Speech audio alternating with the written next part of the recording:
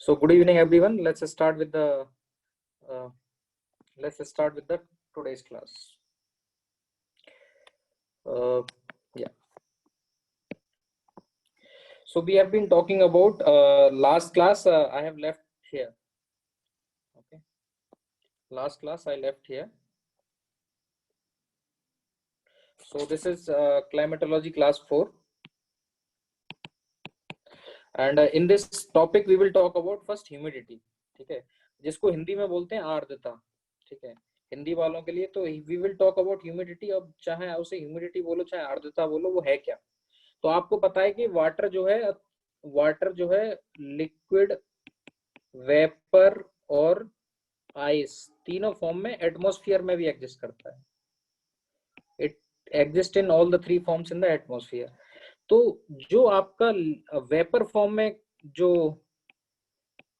Water present है आपका air के अंदर, एटमॉस्फेयर के अंदर, हम उसको बोलते हैं ह्यूमिडिटी. ठीक है, तो amount of water vapour which is present in your atmosphere. तो वाटर वेपर को ऐसे गैस दिखाया हुआ है. ये रेड कलर की गैस के मॉलिक्यूल्स जो हैं वो मान लो वाटर वेपर है. तो अब अमाउंट बताना है तो रिलेटिवली ही बताओगे हमेशा. तो मान लीजिए 1 मीटर क्यूब आपने वो ले लिया, एयर का कॉलम ले लिया 1 मीटर क्यूब का. 1 मीटर क्यूब का मतलब 1 meter by 1 meter by 1 meter का बॉक्स ले लो. ठीक है, ये 1 1 1, ये 1 ये 1, तो उसका वॉल्यूम कितना होगा 1 मीटर क्यूब. अब इस बॉक्स के अंदर कितने वाटर मॉलिक्यूल्स हैं, इस बॉक्स के अंदर कितने वाटर मॉलिक्यूल्स हैं, इस बॉक्स के अंदर कितने वाटर मॉलिक्यूल्स हैं, दैट विल डिटरमिन इसकी ह्यूमिडिटी कितनी है. ठीक है, तो सिंपल सा तरीका है. ह्यूमिडिटी का मतलब क्या, amount of water vapour contained in the atmosphere. तो एटमॉस्फेयर तो बहुत बड़ी चीज है. तो यू टेल इन पर मीटर क्यूब. ठीक है, तो अगर पर मीटर क्यूब में बोलते हैं तो हम उससे बोलते हैं absolute humidity.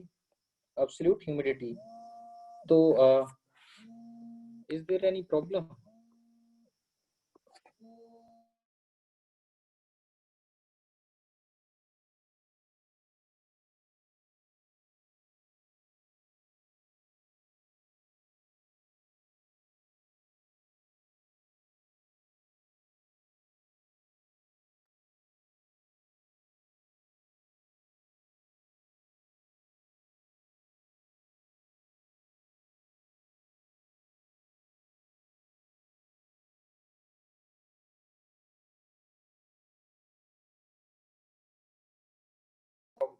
Sorry for the confusion. Let's start from the starting.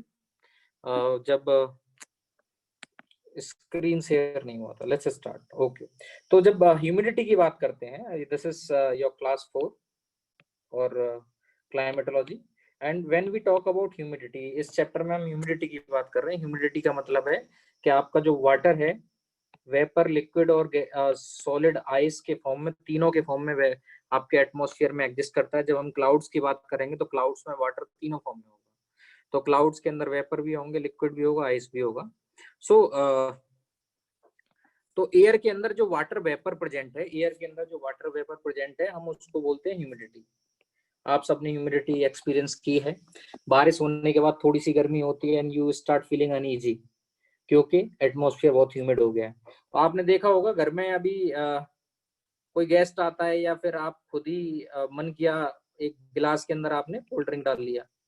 Cold drink डालते इसकी सरफेस पे क्या हो जाता है, पानी पानी आ जाता, नहीं आ जाता ठंडा पानी डालने के बाद. वो क्या है, वो ह्यूमिडिटी है. वो आपके एटमॉस्फेयर में पहले से वाटर था, ऐसा नहीं है गिलास के अंदर से वाटर बाहर चला गया. वो एटमॉस्फेयर के अंदर जो वाटर था वो कंडेंस हो गया इसकी सरफेस पर ठंडा होने की वजह से. मैं बताऊंगा टेम्परेचर के साथ क्या होता है. लेकिन एटमॉस्फेयर के अंदर वाटर वेपर है. वो वाटर जैसे ही लिक्विड हो गया आपको दिखने भी लग गया.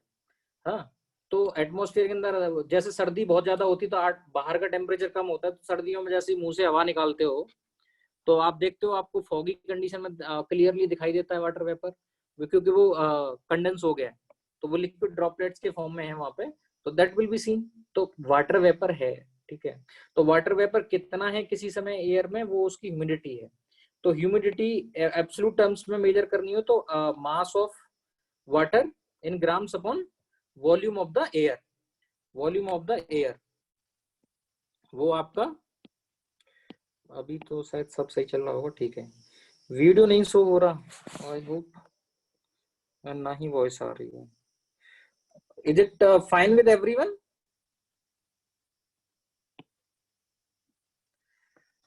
Like okay, thank you. Okay, तो जिनको नहीं हो रहा उनके एंड पे हो सकता है दिक्कत हो, प्रोबेबली मेरे एंड पे तो रिजॉल्व हो गई है। सो ह्यूमिडिटी की बात कर रहे थे हम लोग।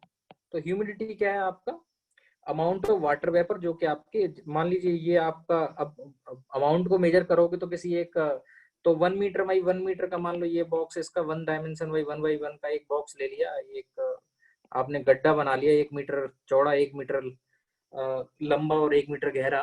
तो उसमें जितना वॉल्यूम आ सकता है एयर का, उसमें कितना वो है वाटर वेपर, उसको आप एब्सोल्यूट ह्यूमिडिटी कर दोगे तो mass of water upon volume of the air. और ये किसी फिक्स टेम्परेचर पे बता रहे हैं भाई, टेम्परेचर 25 डिग्री सेंट होगा तो वहां पे उस टेम्परेचर की ह्यूमिडिटी उस समय की, ठीक है। तो एक तो ये तरीका होता है आपकी ह्यूमिडिटी बताने का। अब जैसे कि अब मैं कह रहा हूँ, अब आप ये बता सकते हैं इसमें कौन सी एयर ज्यादा ह्यूमिड है?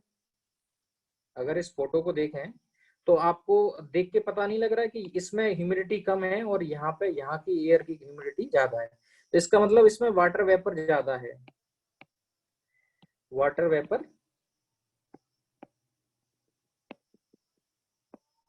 वाटर वेपर ज्यादा है। तो वाटर वेपर ज्यादा कैसे हो सकता है, किन कंडीशंस में हो सकता है?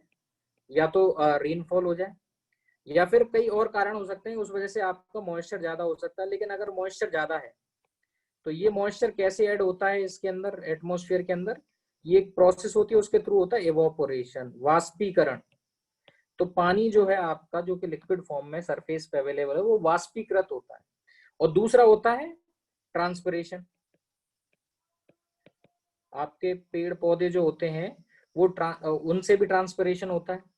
तो पेड़ पौधों से ट्रांसपिरेशन के रूप में, और वाटर बॉडीज से इवोपरेशन के फॉर्म में, ये एक्चुअली वाटर वेपर जो है एटमॉस्फेयर में इंजेक्ट किए जाते हैं। तो वाटर वेपर किसी समय पे कितने हैं वो डिसाइड करेगा उसकी आर्द्रता, यानी ह्यूमिडिटी कितनी है। हिंदी वालों के लिए आर्द्रता बोलते हैं, ठीक है। तो वाष्पीकरण and transpiration, evaporation and transpiration are the two process जिसके थ्रू आपका एटमॉस्फेयर के अंदर ये वाटर वेपर ऐड होता है। माइंड यू, वाटर वेपर भी एक गैस है जो आंखों से नहीं दिखेगी आपको, ठीक है, जब तक वो कंडेंस नहीं हो जाएगी। जैसे कि ठंडे पानी का गिलास जो है आपने रखा, या फिर एक आइस का पैकेट रख दिया, या गिलास के अंदर बर्फ डाल के रखी, तो थोड़ी देर में गिलास के अराउंड जो है मॉइस्चर दिखने लग जाता है। वो क्या है? वेपर वेट, जो आपके एयर के अंदर मॉइस्चर था वो जाके कंडेंस हो गया वहां पे, उसका संघनन हो गया। कंडेंसेशन को हिंदी में बोलते हैं संघनन। काफी लोगों की डिमांड थी कि सर थोड़ा सा हिंदी में भी बताएं। अच्छा, रिलेटिव ह्यूमिडिटी के बारे में बात करेंगे। तो देखो यहाँ पे ये बताना चाहता हूँ मैं कि ओके, तो ये तो आपका evaporation happens at all temperature, हर मतलब आपके जो गैस, इसके लिक्विड के मॉलिक्यूल्स हैं किसी भी लिक्विड के, they are in random motion, they are in random motion, ये आपने पढ़ा होगा। तो इसमें क्या है कि इनके जो सरफेस मॉलिक्यूल्स हैं इनकी एनर्जी थोड़ी सी ज्यादा होती है, तो ये स्किप। तो जब जैसे जैसे अब इसका अगर मैं टेम्परेचर बढ़ाने लग जाऊं तो more gas, more water molecule will skip into the atmosphere. तो टेम्परेचर बढ़ाने पे क्या होगा? एयर में वाटर वेपर ज्यादा होगा, राइट, एयर में वाटर वेपर ज्यादा होगा, ठीक है। तो इवोपरेशन का क्या है कि धीरे धीरे आप क्या करोगे, इसको बढ़ाते जाओ बढ़ाते जाओ बढ़ाते जाओ, एक समय आएगा कि जितने अब ये क्या है कि ऐसा जिस तरीके से नीचे से ऊपर जा रहे हैं उस तरीके से ऊपर से नीचे भी आके लिक्विड में भी आते हैं। तो एक समय आएगा कि नीचे से ऊपर जाने वालों का, ऊपर से नीचे आने वालों का रेट बराबर हो जाएगा। दैट मीन्स आप उससे ज्यादा आप वाटर वेपर ऐड ही नहीं कर सकते। तो मैक्सिमम वाटर वेपर जो है, मैक्सिमम वाटर वेपर जो ऐड हो सकते हैं वो एक लिमिट होती है किसी भी एयर में। मान लो टेम्परेचर मैंने फिक्स कर रखा है कि टी मैंने 20 डिग्री सेंटीग्रेड कर रखा है, तो 20 डिग्री सेंटीग्रेड पे ये इस एयर में मतलब एट मैक्स जो वाटर होगा, मान लो कि भाई 12 ग्राम हो सकता है। तो 12 ग्राम जब रीच हो गया तो उसके बाद आप वाटर ऐड करोगे तो कुछ नहीं होगा, वो वेपर जितना जाएगा उतना ही नीचे आ जाएगा। दैट मीन्स इफेक्टिवली वो 12 ग्राम ही रहेगा। तो ये कहेंगे ये एयर हो गई है आपकी सैचुरेटेड, पेट भर गया इसका एक तरीके से। नहीं बोलते कि भाई अभी एक अच्छे से खाना खा लिया तो सैचुरेटेड हो, सेटिस्फाइड हो, तो संतृप्त हो। तो सैचुरेशन को संतृप्त बोलते हैं, संतृप्त का मतलब अब और नहीं। तो अब आपकी एयर के अंदर एनफ मॉइस्चर अब और नहीं, अब ज्यादा जितना अब मॉइस्चर ऐड करोगे उतना ही मॉइस्चर नीचे आके कंडेंस हो जाएगा। That means this is the maximum limit, this is the maximum limit. हाँ, अगर इसका तापमान जो है 20 से अब 30 बढ़ा के कर दो तो of course many molecule will again join. तो ये हो सकता है कि भाई आपका इसका 10 डिग्री सेंटीग्रेड होगा तो ये 6 ग्राम रह सकता था। तो इसको इस तरीके से समझो, इस तरीके से समझो कि ये 10 डिग्री सेंटीग्रेड का वाटर है, ये 20 डिग्री सेंटीग्रेड का वाटर है और ये 30 डिग्री सेंटीग्रेड का वाटर है। तो ऑफ कोर्स इसमें तब तक इवोपरेशन होता रहेगा। मान लीजिए इसमें सैचुरेशन आता है तो सैचुरेशन में केवल 6 ग्राम ही होगा, लेकिन ऑफ कोर्स यहाँ पे सैचुरेशन पे वाटर वेपर कितना हो सकता है, ज्यादा हो सकता है। मान लीजिए मैं जैसे रैंडमली नंबर ले लेता हूँ 12 ग्राम, और यहाँ पे मान लीजिए रैंडमली मैंने ले लिया कि कोई हो गया 22 ग्राम। तो वाटर वेपर ऑफ कोर्स यहाँ पे 10 डिग्री सेंटीग्रेड पे इतना ही वाटर जा सकता था मैक्सिमम। तो अब जरूरी तो नहीं है कि हमेशा मैक्सिमम वाटर ही हो आपकी एयर के अंदर। तो यहाँ से दो चीजें निकल के आती हैं कि आपकी एयर की वाटर होल्डिंग कैपेसिटी टेम्परेचर के साथ बढ़ रही है 6 से 12, 12 से 22। तो इसका मतलब water holding capacity of air increase होगी टेम्परेचर के साथ। टेम्परेचर बढ़ा दूंगा तो वो ज्यादा होल्ड कर पाएगा, उसकी कैपेसिटी ज्यादा हो जाएगी। अच्छा, अब मान लीजिए इसमें एक समय पे जरूरी तो नहीं 6 ग्राम ही हो, इसके अंदर 3 ग्राम मौजूद है। इस तापमान पर 10 डिग्री सेंटीग्रेड पर 10 डिग्री सेंटीग्रेड का जो लिक्विड वाटर है 10 डिग्री सेंटीग्रेड का, इसमें इस समय मॉइस्चर जो है बाहर में जब आपने मेजर किया तो केवल 3 ग्राम, जबकि इस ग्राम पे इसकी कैपेसिटी है 6 ग्राम की।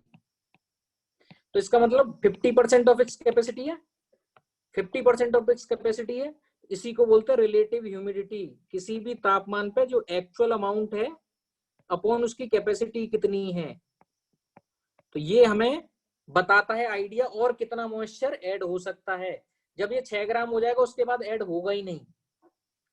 अब इसका फर्क हम पे बहुत ज्यादा पड़ता है, वो कैसे, लेट्स टॉक अबाउट दैट। ठीक है, ये तो समझ में आ गया हो, बहुत बेसिक है, बहुत छोटी चीज है, it's not a big thing.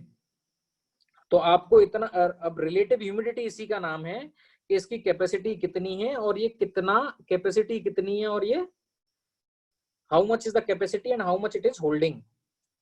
तो कैपेसिटी, अब मान लीजिए अब मैं वही कह रहा हूँ कि अब 20 डिग्री का होता तो उसकी कैपेसिटी होती, तो अब ये मान लीजिए कि ये 10 डिग्री का था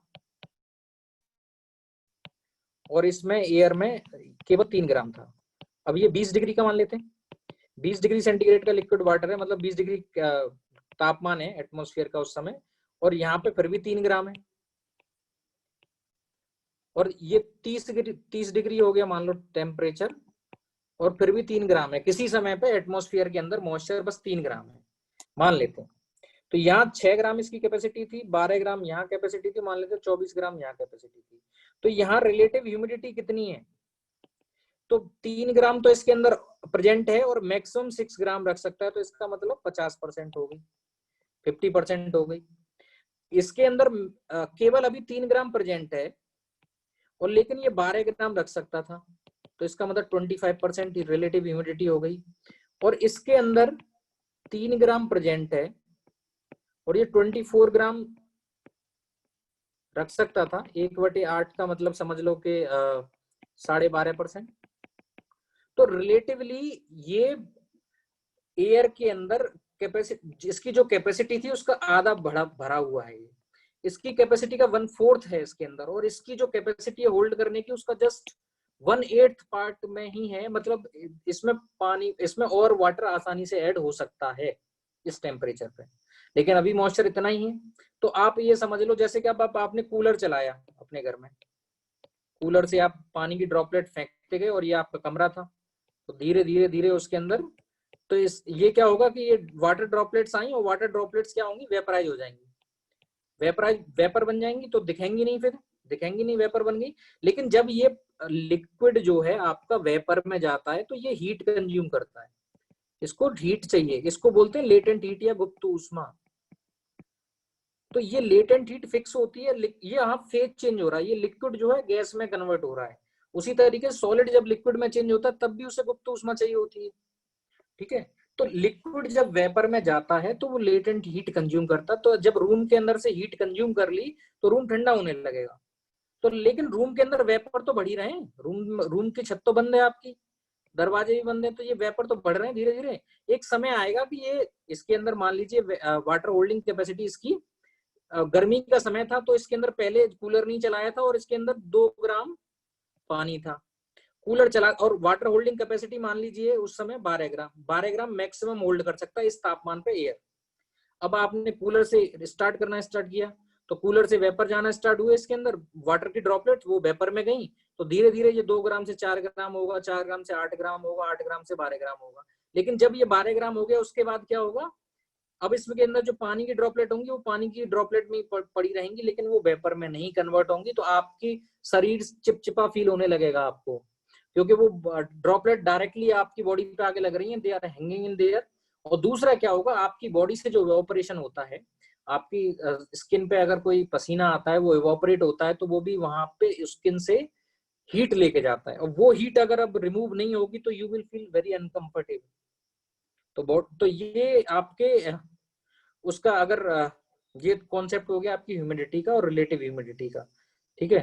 तो रिलेटिव ह्यूमिडिटी आई होप कि सबको समझ में आ गई होगी, कोई बड़ी चीज नहीं है, बहुत आसान सी चीज है कि किसी एयर की वाटर होल्डिंग कैपेसिटी किसी तापमान में amount of water in the air relative to the amount it can hold at any temperature.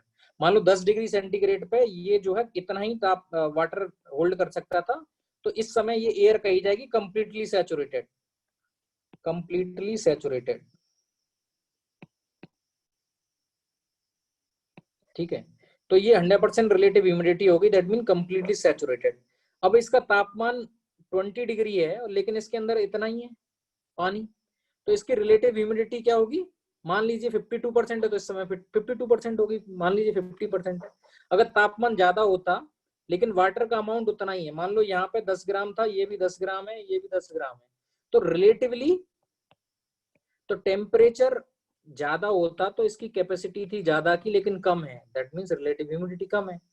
Temperature बढ़ाने पे वाटर होल्डिंग कैपेसिटी बढ़ती है, water holding capacity, water holding capacity बढ़ती है। और किस समय कितना वाटर है, मान लीजिए 10 डिग्री सेंटीग्रेड पे वाटर होल्डिंग कैपेसिटी थी 10 ग्राम और 10 ग्राम वाटर है ऑलरेडी, तो इसका मतलब कंप्लीटली सैचुरेटेड एयर है ये, 100% रिलेटिव ह्यूमिडिटी वाली। अब यहाँ पे 10 ग्राम है लेकिन अगर वाटर होल्डिंग कैपेसिटी अब चेंज हो जाएगी 20 डिग्री पे, तो 20 डिग्री पे ये 20 ग्राम होल्ड कर सकता है, मान लो मैं एक अजम्पशन लेता हूँ, तो ये 50% ह्यूमिडिटी वाला हुआ कि नहीं हुआ, कितने टेम्परेचर पे कितने परसेंट होल्ड करना पड़े कर सकता है, वो डिपेंड वेरी करता रहता है। So don't try to find out, ये कोई फिक्स चीज नहीं होती है, ठीक है। बट इतना समझ लो कि तापमान के साथ टेम्परेचर के बढ़ने के साथ रिलेटिव ह्यूमिडिटी, जो वाटर होल्डिंग कैपेसिटी है वो बढ़ती है, और रिलेटिव ह्यूमिडिटी फिर उस हिसाब से आप बता सकते हो। तो रिलेटिव ह्यूमिडिटी अब आपको समझ में आ गई हो, तो इसको बताना इसलिए जरूरी है, इसको इसलिए बताना समझाना जरूरी है क्योंकि इसके बिना क्लाउड समझ में नहीं आएंगे, रेनफॉल समझ में नहीं आएगी, और आपको समझना चाहिए आपके वातावरण के अंदर वाटर है। जब मैं एटमॉस्फेयर का कंपोजिशन बता रहा था, कंपोजिशन, तो I have not talked about water because it keeps on changing. Composition of atmosphere जब आपको बताया था तो उसमें वाटर नहीं इंक्लूड किया था, बट ऑफ कोर्स वाटर हमेशा रिलीज होता है, ठीक है। तो अगर टेम्परेचर ज्यादा है, अगर फ़ारेनहाइट को छोड़ दें हम, जैसे 95 डिग्री सेंटीग्रेड समझ लें, इसको 55 डिग्री सेंटीग्रेड मान लीजिए, या फिर इसको 100 डिग्री सेंटीग्रेड का तापमान है और ये 50 डिग्री सेंटीग्रेड की सिचुएशन है, और ये कहते हैं कि हम तो 50 ज्यादा टेम्परेचर में वाटर होल्डिंग कैपेसिटी ज्यादा होगी, अगर जितना भी वाटर है मैं सबको कूल कर लूं तो वाटर इतना आएगा, और जबकि 50 पे केवल इतना ही वाटर आएगा एयर के अंदर अगर सारा कूल कर लिया जाए तो that means water holding capacity temperature के साथ बढ़ती है। वो तो मैंने आपको पहली डायग्राम से बता दिया, अब तक शायद क्लियर हो गया होगा। ये डायग्राम एम्पली क्लियर कर देता है कि टेम्परेचर के साथ वाटर होल्डिंग कैपेसिटी का क्या होगा, ठीक है। This diagram makes it very clear, right. तो तो अब बस रिलेटिव ह्यूमिडिटी अब मैं बता देता हूँ, इसमें आप जो पढ़ोगे एक रिलेटिव ह्यूमिडिटी पढ़ोगे, ये तो अब सबको समझ में आ गई होगी। एक्चुअल कितना है और कैपेसिटी कितनी है, और किसी पार्टिकुलर टेम्परेचर पे हम बात कर रहे हैं, ठीक है। इनटू 100% कर दो तो परसेंटेज में बता दोगे, ठीक है। Relative humidity eight any temperature, ठीक है। तो किसी एक फिक्स टेम्परेचर पे कितनी है। अच्छा, ह्यूमिडिटी या एब्सोल्यूट ह्यूमिडिटी या एब्सोल्यूट, तो कितने grams of water vapour upon per metre cube, 1 metre cube air के अंदर कितने ग्राम वाटर वेपर है। और एक होती है स्पेसिफिक, एक स्पेसिफिक ह्यूमिडिटी होती है, वो क्या होगी, कितने ग्राम्स ऑफ वाटर वेपर पर केजी ऑफ एयर, पर केजी ऑफ एयर। तो ये तो टर्म्स हैं जिनको कभी यूज नहीं करोगे आप। एक एब्सोल्यूट ह्यूमिडिटी यूज करोगे, दूसरा आप रिलेटिव ह्यूमिडिटी करोगे, क्योंकि रिलेटिव ह्यूमिडिटी को समझना आसान है। जब कोई बोलते 80% RH है, आज रिलेटिव ह्यूमिडिटी RH कितना है 80%, तो फिर आपको समझ में आ जाएगा कि अब एयर अपनी कैपेसिटी पे जा रही है। इसका मतलब अब आपकी बॉडी से स्वेटिंग नहीं होगी आसानी से। आपकी बॉडी से स्वेटिंग तभी हो सकती है जब एटमॉस्फेयर के अंदर आपकी बॉडी से आसानी से जो जो स्वेट है वो आसानी से इवोपरेट हो सके। तो स्वेटिंग तो होगी, बॉडी का टेम्परेचर बढ़ाओगे तो बॉडी वाटर तो एक्सक्रीट करेगी, लेकिन वो वाटर रिमूव नहीं होगा आपकी बॉडी से। तो आई एम सॉरी कि स्वेटिंग तो होगी लेकिन वो रिमूव नहीं होगा आपकी बॉडी से। You start feeling uncomfortable. बारिश के बाद भी वातावरण के अंदर मॉइस्चर ज्यादा होता है, वातावरण के अंदर मॉइस्चर ज्यादा होगा, रिलेटिव ह्यूमिडिटी ज्यादा होगी, तो आपके कपड़ों पे फंगस लगने लग जाएगी, जो जो गीली चीजें होंगी वो खराब होने लगेंगी, दीवारें आपकी जो है चूना झड़ने लग जाएगा, और आयरन वायरन जितने बॉडीज हैं वो रस्ट करने लग जाते हैं। तो अब all these things happen, common experience है। घर के अंदर खाना छोड़ दोगे तो उस पर फंगस लग जाती है, नहीं, रोटी वगैरह छोड़ देते हो तो अगर ह्यूमिडिटी ज्यादा है तो बहुत जल्दी होगा। जैसे कि my brother lives in Mumbai, तो उसके जब भी बारिश का सीजन होता है तो कपड़ों में बहुत ज्यादा फंगस लग जाता है, तो यू कांट वियर देम, या फिर फंगस की वजह से बाकी स्किन की प्रॉब्लम्स होने का डर रहता है। तो ह्यूमिडिटी अब आप समझ रहे हो कि I hope you are able to understand. तो अगर रिलेटिव ह्यूमिडिटी 50% है तो इसका मतलब वो अपनी कैपेसिटी का 50% वाटर होल्ड करता है। 100% है तो मतलब इससे ज्यादा वाटर होल्ड नहीं कर सकता ये। तो अब देखो दूसरी चीज अब मैं आपको बताता हूँ, ठीक है। So if it's too humid then your body won't be able to, आपकी बॉडी से जो है इवोपरेशन नहीं हो पाएगा, आप बहुत अनकंफर्टेबल फील करेंगे, ठीक है। तो हाई ह्यूमिडिटी के साथ कई सारी दिक्कत है। ह्यूमिडिटी लेवल अगर टू हाई होंगे तो आपके बैक्टीरिया वगैरह इन सब की ग्रोथ होने लगती है, और भी बाकी जो है ओवरऑल डिस्कम्फर्ट आपको बहुत ज्यादा फील होने लगेगा। और जो डेजर्ट एरिया जहाँ तापमान बहुत ज्यादा रहता है वहां पे ह्यूमिडिटी बहुत कम रहती है, वहाँ ह्यूमिडिटी बहुत कम रहती है। रिलेटिव ह्यूमिडिटी की बात करें तो relative humidity is a term कि वो वाटर होल्डिंग कैपेसिटी के अगेंस्ट उसमें कितना वाटर है। अगर कम रहती है तो उसमें जो है दूसरी प्रॉब्लम्स आती हैं, इन्फेक्शन वगैरह काफी ज्यादा होने के डर रहते हैं, उसके ईचिंग वगैरह, स्किन में प्रॉब्लम, ये सारी चीजें हैं, ठीक है। तो कम और ज्यादा के अपने अपने इशूज हैं। अब रिलेटिव ह्यूमिडिटी, अब एक और टर्म देखो जस्ट बिफोर किसे मेजर कैसे करना है, जस्ट छोटी सी चीज है कि ये देखो अगर एयर थी, ठीक है, इस एयर में इसमें रिलेटिव ह्यूमिडिटी मैं बोलता हूँ 25% है, ठीक है, और इसका टेम्परेचर है 30 डिग्री सेंटीग्रेड। तो इसकी होल्डिंग कैपेसिटी थी 25% है, यानी इसके अंदर अभी वाटर है मान लो 6 ग्राम। 25% का क्या मतलब हुआ, 6 दूनी 12, 12 का डबल 24, तो ये मैक्सिमम 24 ग्राम कर सकता था होल्ड, मैक्सिमम 24 ग्राम होल्ड कर सकता था, लेकिन अभी इसके अंदर कितना है, केवल 6 ग्राम है। अब सपोज करो मैं इसका टेम्परेचर घटा दूं, इसका टेम्परेचर घटा दूं, टेम्परेचर कर देता 20 डिग्री सेंटीग्रेड, तो इसके अंदर अब क्या होने लगेगा कि अब ये क्या होने लगेगा, इसके अंदर अभी भी 6 ग्राम है, लेकिन इसकी होल्डिंग कैपेसिटी कितनी हो गई, इसकी होल्डिंग कैपेसिटी कितनी हो गई, मान लीजिए इसकी होल्डिंग कैपेसिटी होती है 12 ग्राम, तो अभी कितना हो गया रिलेटिव ह्यूमिडिटी 50%, मतलब अपनी कैपेसिटी का 50% होल्ड करता है। माइंड यू अभी तक कोई कंडेंसेशन नहीं हुआ, कुछ नहीं हुआ।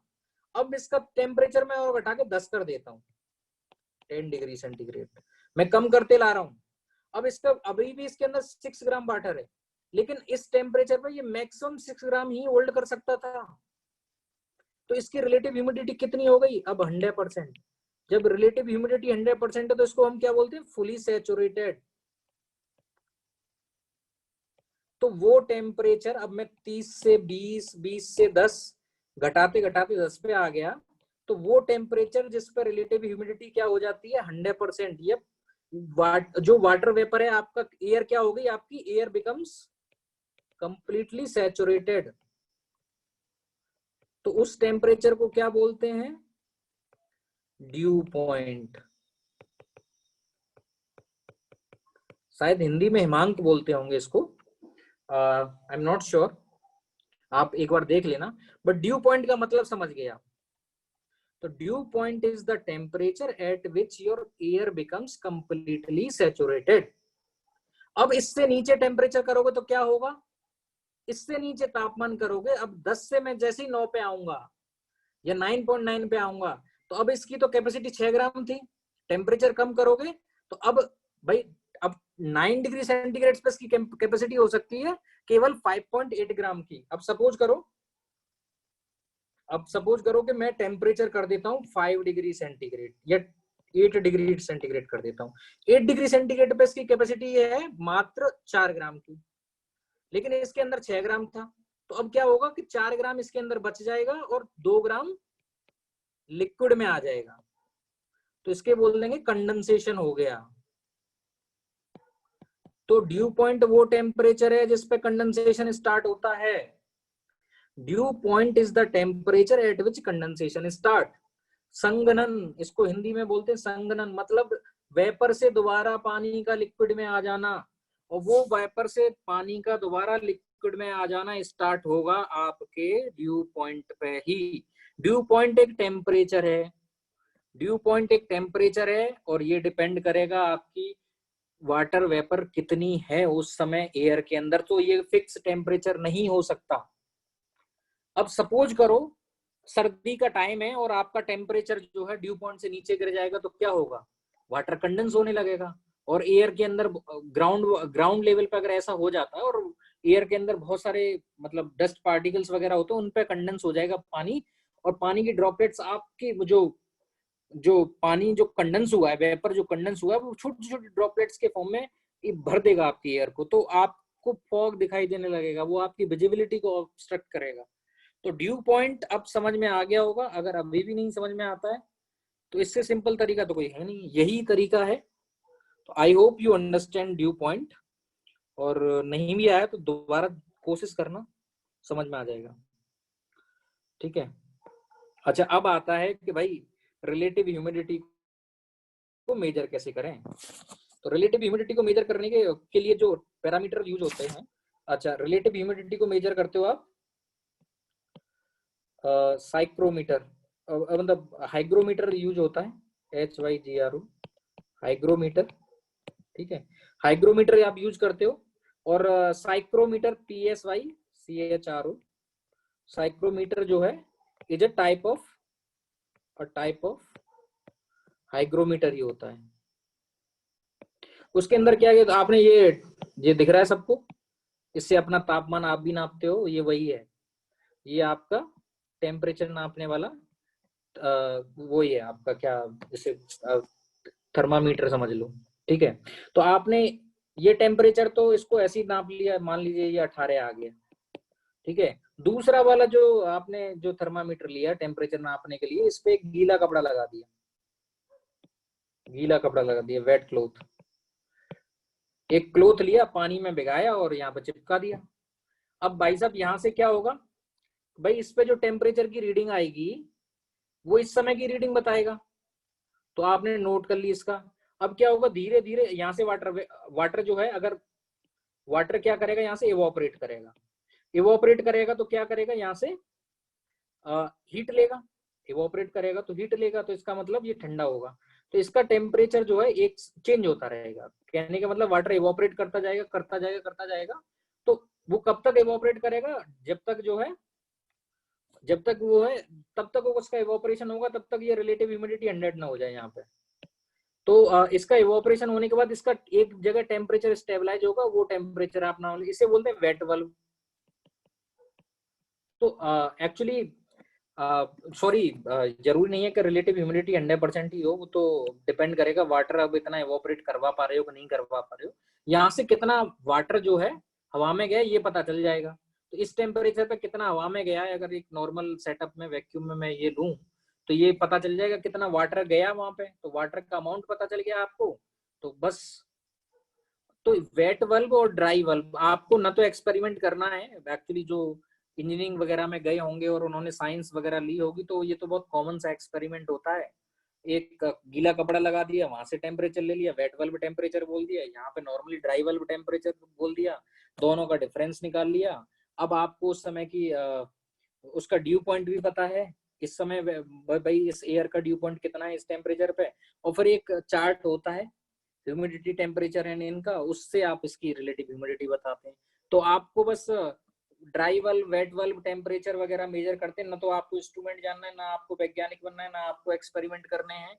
आपको रिलेटिव ह्यूमिडिटी क्या होती है ये जानना है, और किस इंस्ट्रूमेंट से मेजर होता है रिलेटिव ह्यूमिडिटी, जिसका नाम है dry valve wait valve temperature का सेटअप हो सकता है, इसे हाइग्रोमीटर बोल दो, साइक्रोमीटर बोल दो, it's your wish, but you don't have to go into the technical details. आपको न तो ये आजकल तो रिलेटिव ह्यूमिडिटी वैसे ही डिस्प्ले होती रहती है, इलेक्ट्रॉनिक डिस्प्ले वाले आ गए, तो आपको बस इतना जानना है कि ह्यूमिडिटी होती क्या है, और अवेयरनेस के लिए हम कैसे मेजर करते हैं, दैट्स ऑल। उससे ज्यादा ना तो एग्जामिनर का इंटरेस्ट है आपसे पूछने में, और ये जानना इसलिए जरूरी था so that you understand the basic science behind it.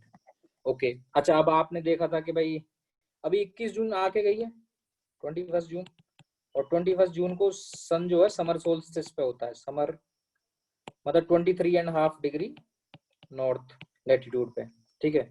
तो समर जब होती है तो ये मान लीजिए ये इक्वेटर ऐसे है, ये आपका 2 लैटिट्यूड होगा तो सन यहाँ चमक रहा होता है। और विंटर में क्या है कि मान लीजिए ये इक्वेटर ये हो गई, ये आपकी 23.5 ये यहाँ पे होता है एग्जैक्टली। तो आप ये along the with the time actually आपकी अर्थ की हीटिंग जो है इधर से इधर ही चेंज होती है। आपका सन जो है, ओके जस्ट ओके, चलो,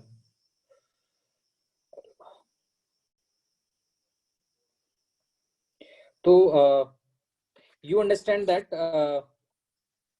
ये आपका इक्वेटर है, ये आपका ट्रॉपिक ऑफ कैंसर है, ये ट्रॉपिक ऑफ कैप्रिकॉन है। जब सन इधर की तरफ होता है तो सन की रेज डायरेक्टली यहाँ पे पड़ रही होती हैं, सन उधर जाता है तो ये रेज यहाँ पड़ने लगती हैं, जब यहाँ पहुंच जाता है तो डायरेक्टली इस पे पड़ रही होती हैं। देन जब सन इधर आ जाता है इधर में तो डायरेक्टली रेज यहाँ पे पड़ रही होती हैं। ये 23.5 डिग्री नॉर्थ है, ये 23.5 डिग्री साउथ है, ये 23.5 डिग्री नॉर्थ है, ये 23.5 डिग्री नॉर्थ, 23.5 डिग्री। और ये इधर आता है तो फिर आपकी इक्वेटर पे पड़ने लगती है, और फिर सन यहाँ पहुंचता है तो ये, तो बेसिकली जो अपरेंट मूवमेंट है, सन तो इसी लाइन में रहेगा, अर्थ ही आपकी चक्कर मार रही है उसके। तो अर्थ जो सन का अपरेंट मूवमेंट है हमें ये दिखाई दे लेता है यहाँ से यहाँ के बीच में। यू फील लाइक, आपको ऐसा लगता है कि सन जो है यू यू फील दैट कि sun is moving between these two extremes, ठीक है। समर में यहाँ, विंटर में यहाँ, और मार्च और सितंबर में यहाँ पे। तो सन यहाँ ऐसे गया, यहाँ यहाँ से टर्न लेता है, तो जब टर्न लोगे कहीं से तो रुकोगे ना, तो सोल्स्टिस का मतलब स्टे हो गया, सोल्स्टाइस मतलब सन रुक गया, तो समर में रिटर्न मारता है अब, ठीक है। तो यहाँ से यहाँ तक ये आपका इस तरीके से चलता है। तो इसका मतलब ऑलरेडी मैं आपको बता चुका हूँ, इसका परिणाम ये होता है कि जब सन आपका इन दो चीज 23.5 से ऊपर नीचे हो रहा है तो basically what is happening, your earth is getting differentially heated, your earth is getting differentially heated. 37 degree north से लेकर 37 डिग्री साउथ तक के बीच वाला एरिया जो सरप्लस एरिया है हीट का, ये ओवर हीटेड रीजन है, और ये डेफिसिट रीजन है, मतलब ये ओवर कूल्ड है, यहाँ की ये ज्यादा कूल्ड है। तो इस ओवर हीटिंग ओवर कूलिंग का फर्क पड़ेगा यहाँ की एयर पे। अब मैंने जैसे ही आपने देखा कि भाई एयर को हीट करोगे तो क्या होगा, उसकी गैस मॉलिक्यूल्स की एनर्जी बढ़ेगी और वो ऊपर की तरफ भागेंगे। उसे कूल करोगे तो क्या होगा, गैस मूल की एनर्जी कम होगी, मैं आपको कूल कर दूं आप भी नहीं मूव करोगे। Same is true with the gas also. तो उसका भी मूवमेंट वो भी नीचे बैठने लग जाएगी, बोले नहीं है ताकत, हम नहीं जा रहे ऊपर। दिस इज बेसिकली जो नेचर के अंदर कोई एवरी मूवमेंट और everything happens to minimize its energy. Gas को हीट किया, वो ऊपर मूव कर रही है to invite to reduce its energy, तो गैस यहाँ पे मूव करेंगी ऊपर की तरफ। और टेम्परेचर कम कर दिया, ओवर कूल कर दिया, तो दे विल सिट डाउन। तो gases will become lighter when they are heated and they will move up. That gases will become heavier when they are the atmosphere becomes heavier and settles down. तो cooling पे it will settle down and heating पे it will move up. इसमें तो कोई दिक्कत नहीं है, अब ये तो सब खुद देख लो एक्सपेरिमेंट करके घर पे, ठीक है। अपने आप को एयर समझ लो, स्टोव पे बिठा लो, तो आप हीट करेंगे तो आप जो है भागेंगे उछल के। तो एयर के साथ भी ऐसा ही हो रहा है। तो जब आपने देखा कि ये वाला रीजन जो है ओवर हीट होगा, तो यहाँ की एयर के साथ क्या होगा, it will heated up and it will move. इस तरीके से कोई फ्लूइड मूव करता है, air is also a fluid, ठीक है। गैस को भी फ्लूइड ही बोलते हैं साइंस की भाषा में। तो जब कोई गैस ऊपर की तरफ मूव कर रही है इस तरीके से, इसको बोलते हैं कन्वेक्शन। कन्वेक्शन है अंग्रेजी का शब्द है, बट ये समझ लो आप उठ के जा रहे हो एक जगह से दूसरी जगह पे, तो कन्वेक्ट कर रहे हो, ठीक है। When you are moving from one place to another, ठीक है, तो दैट इज कन्वेक्शन, ठीक है। और एक होता है कि जैसे तो ये एयर यहाँ पे राइज करेगी और पोल्स पे क्या होगा, पोल पे जब ठंडी हो जाएगी तो बैठेगी। जब एयर ठंडी होगी तो बैठेगी। जब एयर यहाँ से चली गई तो क्या होगा, यहाँ पे क्या होगा, गैस की कमी हो जाएगी, नहीं हो जाएगी, एयर की कमी हो जाएगी, ग्राउंड पे नहीं होगी। तो एयर की कमी हो गई तो उसे क्या बोलेंगे, लो प्रेशर। और यहाँ एयर बहुत ज्यादा नीचे आ गई तो इसको क्या बोलेंगे, हाई प्रेशर पोल पे। इतना तो सबको समझ में आता है। जब ये ऊपर जाएगा तो यहाँ पे इकट्ठा हो जाएगा गैस, और यहाँ से नीचे चला गया। तो आपने देखा भी था कि कोल्ड एयर तो बहुत ऊपर नहीं, तो ट्रोपोपॉज की यहाँ पे हाइट कम थी, यहाँ पे ट्रोपोपॉज की हाइट ज्यादा थी। यहाँ पे ये 18 किलोमीटर तक चला जाता है, यहाँ 9-10 किलोमीटर ही तक रहता था। तो दिस इज लाइक आपका ट्रोपोपॉज इस तरीके से होता है। अब यहाँ से जहाँ पे लो प्रेशर होगा ऊपर में, क्योंकि यहाँ से तो एयर नीचे लिफ्ट होगी, और यहाँ पे हाई प्रेशर होगा, तो आपकी एयर को ऐसे मूव कर जाना चाहिए दोनों तरफ, राइट। यहाँ पे हाई प्रेशर है, नीचे हाई प्रेशर है, और यहाँ नीचे ग्राउंड पे लो प्रेशर है, ठीक है। तो ग्राउंड पे हाई प्रेशर से लो प्रेशर मूव करना चाहिए, ऊपर से हाई से लो की तरफ जाना चाहिए, लेकिन ऐसा नहीं होता। एक और चीज है, आपको वो ध्यान रखना होगा कि आपकी अर्थ का जो गोला है वो चक्कर लगा रहा है, वो घूम रहा है, वो स्पिन कर रहा है। Your earth is spinning. तो इस स्पिनिंग की वजह से एक फोर्स नेचर में लेता है। तो दैट मीन्स, ठीक है, ये इससे रिलेवेंट नहीं था, ठीक है। बट मैंने बस ये दिखाने के लिए कि इस तरीके से आपका ये राइज कर रहा है और ये आपका सिंक करेगा। तो ये कहाँ पे होगा, तो ये हाई प्रेशर वाली कंडीशन होगी। अगर ये राइज करता है तो ये लो प्रेशर वाली कंडीशन होगी, ये हाई प्रेशर वाली कंडीशन होगी, ये ग्राउंड पे। तो ये पोल्स पे होगा और ये इक्वेटर पे होगा, क्योंकि यहाँ हीटिंग हो रही है। अर्थ की differential heating is the main reason कि ये ऐसा हो रहा है इनके साथ। अब ऊपर से जब आ गई है तो ऊपर तो लो प्रेशर बन गया जी, और ये यहाँ पे बहुत ज्यादा ऊपर जाके गैस इकट्ठी हो गई है। मान लीजिए मैंने बहुत ज्यादा भीड़ इकट्ठी हो गई, मतलब डेंसिटी ज्यादा हो गई उसकी, अब ये हाई प्रेशर कंडीशन हो गई। अब ऊपर से इधर से इधर भागना चाहिए इसे, लेकिन ये आसानी से, इतना आसान नहीं है, इतनी लंबी दूरी तय नहीं कर पाती आपकी गैस। यहाँ से एयर चली तो थी इधर, लेकिन ये अपने चलते चलते इससे क्या हुआ, एक एयर जब आपकी अर्थ घूम रही थी इस वजह से ये जो है ऐसे घूमने लग गई, और ये यहीं पे आके खत्म हो गई। तो यहीं पे आके सेटल हो गई, फिर यहाँ आके ये बैठने लग जाएगी जब यहाँ पे इकट्ठा हो जाएगा। तो इट्स द सिंकिंग हियर। ये 30 डिग्री सेंटीग्रेड पे सिंक करने लग जाती है। ये चली तो थी, इसका सफर तो चला था इनका पोल की तरफ जाने के लिए, लेकिन आपकी ये जो एयर है यहीं पे सिंक होने लग गई, यहीं पे बैठने लग गई। Your air started sinking here only, क्योंकि ये टर्न हो गई यहाँ पे। तो ये चली तो उधर ही थी लेकिन दिशाहीन हो गई। जिस तरीके से आपने पढ़ाई स्टार्ट करी, बोला कि ये मेरा एम है, मुझे तो टॉप करना है, लेकिन बीच में कुछ और हो गया और आप भटक गए रास्ते से, तो नहीं पहुंच पाएंगे। तो कुछ इसी तरीके से है, क्योंकि अर्थ का, तो मैं नहीं चाहता कि ऐसा नहीं होता कि सभी भटकते हैं, पर मैं बता रहा हूँ कुछ लोग के साथ ऐसा हो जाता है, अलग रास्ता पकड़ लिया, या फिर कोई नई दिशा दिख गई कि बोले ठीक है वहां नहीं, इधर ही जाना है, बस हो गया। तो यहाँ पे लेकिन नेचर में ये चीज हो रही है बिकॉज ऑफ सम फोर्स। भाई कोई टर्न हो रहा है तो कोई, भाई जो मूव कर रहा है कोई चीज, it is turning in this any direction because of the action of the force. जब तक किसी चीज पे कोई फोर्स नहीं लगाया जाएगा तब तक वो नहीं बदलेगा। और तो कोई भी जो विंड है, जो एयर है, it starts moving because of pressure. तो प्रेशर ही एकमात्र कारण है वो बताएगा कि ये मतलब वो विंड को स्टार्ट करेगा, वो आपकी एयर को मूवमेंट में लाएगा। Air will move only because there is a difference of pressure. Pressure difference को बोलते हैं pressure gradient force. Pressure gradient force बोलूंगा, अंग्रेजी में बोल रहा हूँ। प्रेशर ग्रेडियंट का फोर्स का मतलब, ग्रेडियंट का मतलब चेंज होना। तो ये pressure is changing and pressure gradient will high pressure से लो प्रेशर की तरफ काम करेगा।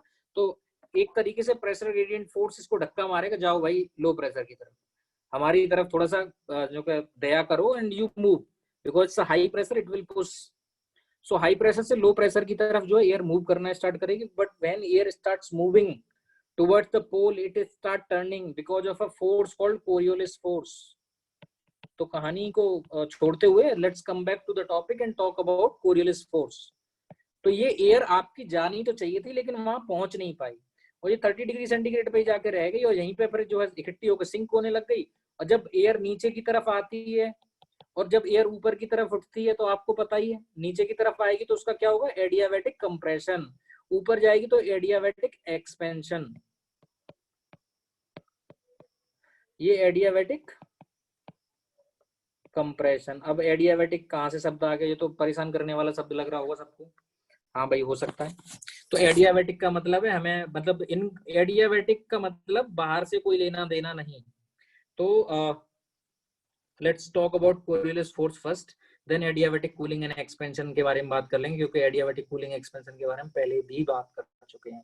तो Coriolis force arises because your earth is turning and your earth is, कि अगर मैं से इस गोले को मानूं तो इसका ये जो कर्वेचर है इस गोले में, ये ऐसा नहीं है फ्लैट नहीं है, ये ऐसा नहीं है एकदम फ्लैट जैसा दिख रहा है, ये ऐसा अर्थ है। कर्वेचर है कि नहीं है इसमें, है। तो ये अर्थ, एक तो पहली बात ये गोल है और दूसरा इसमें कर्वेचर है और दूसरा ये घूम रहा है, ठीक है।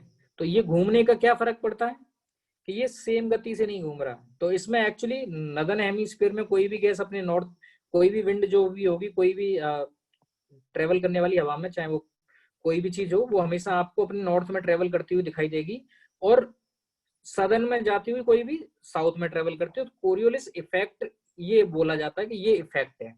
अब ये इफेक्ट क्यों आया ये थोड़ा सा समझने में सबको दिक्कत होती है, लेकिन आपको समझना होगा कि एक अर्थ के गोले पे बैठे हैं आप, जो कि 24 घंटे में कितना बड़ा चक्कर लगा के आ जाता है। अगर आप यहाँ पे बैठे होते तो इतनी दूरी तय करके आते, यहाँ पे होते तो इतनी कम दूरी तय कर रहे थे, यहाँ पे होते तो इतनी कम दूरी तय कर रहे थे, यहाँ पे बस इतनी। और एकदम नॉर्थ पोल पे बैठा दूं तो आप वहीं रोके रहोगे, कहीं नहीं चले। तो earth is moving and you are moving with it. अगर मैं आपको अब देखो क्या होता है, अर्थ मूव कर रही थी, तो अगर यहाँ पे ऊपर में ये सन साइन करता था तो आपको क्या लगेगा, जैसे यहाँ से आ रहे सन दिखने लग गया, सुबह होने लग गई, फिर आप चले, अब तो सन की लाइट जो डायरेक्टली पड़ने लगी, थोड़ा सा और सुबह हो गया, 10 बज गए, 11 बज गए, जब सन आपके सिर पे आ गया, अरे अब तो 12 बज गए, फिर अरे दोपहर होने लगी, सन थोड़ा सा कम होने लग गया, सन वहीं था। तो अब आपको चीजें क्या दिखाई दे रही हैं कि सन आया, सिर पे गया, उसी तरीके हवा भी तो जो है आपके, आप अर्थ पे खड़े होकर देख रहे हैं। तो कोई भी चीज जो सिंपली अपनी जगह खड़ी है आपको वो मूव करती हुई दिखाई देगी क्योंकि आप मूव कर रहे हैं। तो आप इसको बोल रहे हैं रिलेटिव, आपके रिलेटिव, आपके सापेक्ष में, क्योंकि आप रुके हो। कई बार देखा होगा आपने, दो ट्रेनें चल रही होती हैं तो आपकी ट्रेन बेशक खड़ी है, सामने वाली चल रही है, तो कई बार आपको लगता है कि वो रुकी हुई है, आप चल रहे हैं। तो ये वही चीज है कि अब आप इस अर्थ के ऊपर हैं, जो कि आपका ये है कि आप उस गोले के ऊपर हैं जो गोला खुद मूव कर रहा है। तो उस गोले, जो आपका अर्थ जो है खुद मूव कर रहा है, उसके ऊपर आप बैठे हुए हैं, तो आपको हर चीज जो है, अगर वो स्टैटिक भी है तो मूव करती हुई दिखाई देगी। तो अगर आपको स्पेस से अर्थ का फोटो लेना है किसी एक जगह का, तो जो जियो स्टेशनरी सैटेलाइट्स जो होते हैं वो भी अर्थ के साथ साथ चक्कर लगाते हैं, जिससे कि अर्थ के रेस्पेक्ट में वो हमेशा स्टेशनरी दिखाई देते हैं। That's why they are geo, geo means earth, तो जियो के रेस्पेक्ट में हमेशा स्टेशनरी होते हैं। तो जिस तरीके से आपको सूरज मूव, उसी तरीके से हवा अगर यहाँ से यहाँ चलेगी तो, लेकिन आपको क्या दिखाई देगा कि ये टर्न कर गई है। तो जो शॉर्ट डिस्टेंसेस में, तो अभी क्या कोरियोलिस फोर्स को समझते हैं। सपोज करो आप यहाँ पे थे, आप यहाँ पे थे और ये टर्न कर रही थी आपकी ये क्या बोलते हैं ये अर्थ तो घूम रही है इस तरीके से, तो आप इस तरीके से चलते गए। तो आप तो जब अर्थ चक्कर लगाएगी ऐसे ही चलेंगे, right? There is no other way. If you are here then you will move in this direction, if you are here you will move in this direction, if you are here you will move in this direction. ठीक है, तो basically क्या है, अब आपकी direction तो बदल गई, आपकी डायरेक्शन बदल गई। सपोज करो आपके सिर के साथ साथ में एक प्लेन चल रहा छोटा सा, और आप आपके स्पीड पे चल रहा है वो, आप जैसे चलते जा रहे हैं आप, लेकिन आपके सिर पे ही है, लेकिन उस वो यहां से चलना शुरू किया इस डायरेक्शन में, इस डायरेक्शन में चलना किया, और वो आपके सिर पे मान लो एक चिड़िया है वो भी आपके साथ साथ चल रही है, लेकिन वो इस डायरेक्शन में चलना स्टार्ट हो गया। अब चिड़िया को तो पता नहीं था आप इस गोले पे इस तरीके से घूमेंगे, और आपने बोल दिया कि मैं यहाँ हूँ, देखो आप यहाँ से सीधा चलो, तो ये चिड़िया है चलती रही इस तरीके से चलती गई, और आप गए उधर घूम। तो वो आपको क्या लगेगा, यार ये चलना तो मेरे साथ साथ स्टार्ट हुई थी, इसको ऐसे जाना चाहिए था, ये तो घूम गई इधर की तरफ, ये तो अपने राइट में टर्न हो गई। चली तो आपके साथ थी लेकिन it has got turn into right, क्योंकि आप तो यहां से देख रहे हैं ना, तो आपको यहाँ पे चिड़िया तो चली रही है ऐसे ही, यहाँ पे दिखाई देगा बिल्कुल सिर पे है। बोले अब तो ये थोड़ी दूर हो गई इधर की तरफ, तो आपको क्या दिखाई देने लगेगा कि ये जो, एक मिनट, ठीक है, तो आपको क्या दिखाई देने पड़ेगा, मान लीजिए आप इस पाथ पे थे, तो आपको बोले कि ये चली तो मेरे साथ ही थी, बोले कि यहाँ तक ठीक है, ये यहाँ थी, मैं यहाँ था, मैं यहाँ था, ये भी सही थी, सब कुछ सही था। फिर जैसे ही बोले कि मैं इधर, ये होने लगा, ये थोड़ा सा दूर हो जाने लगी, आप इधर जाने लगे, ये इधर, बोले कि यार ये उधर की तरफ क्यों जा रही है, आपको ऐसे लगेगा कि ये ऐसे गई है, तो चिड़िया आपके रिस्पेक्ट में उधर भाग गई है, लेकिन वो चिड़िया चल सीधी रही है, लेकिन व्हाट यू विल फील कि टेढ़ी हो गई। तो अब आपको ये टेढ़ी लगाई दिखाई दे रही है, तो आपकी ट्रेजेक्टरी थी ये, क्या हो जाता है ऐसे बात, okay, so this was your trajectory, ठीक है, ये आपकी ट्रेजेक्टरी थी, और इसके साथ आपकी एक ये जो मैं बोला था कि आपको ये लगाए दिखाई देगा, ये सही थी, ये इधर जाने लगी, तो आपको ये दिखाई देने लगेगा कि ये चिड़िया जो एकदम आपके सिर पे थी वो इधर मूव कर गई, लेकिन हुआ क्या है कि आप उधर मूव कर गए, आप इधर मूव कर गए, उल्टा हुआ है, लेकिन आप मूव तो इधर किए, लेकिन आप तो अपने आप को तो देख नहीं पाएंगे ना, तो आपको लगेगा ये चीज इधर मुड़ गई है, तो ये इसका क्या हुआ, everything has turn into its right. अब देखो यहाँ पे टर्निंग जल्दी होगी तो आपको क्या लगेगा, ये ज्यादा टर्निंग हुई है, अब यहाँ पे इतनी दूर तक चलते जाओगे तो आपको लगेगा कि ये बस इतनी मुड़ी है, तो और ये एकदम इक्वेटर पे तो आप एकदम सीधे चलते जाओ, कोई टर्निंग नहीं है, इक्वेटर पे तो कोई टर्निंग नहीं है।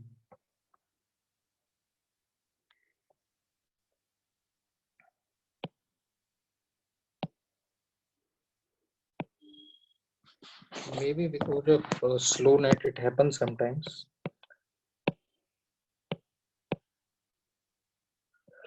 Okay, let me start it again.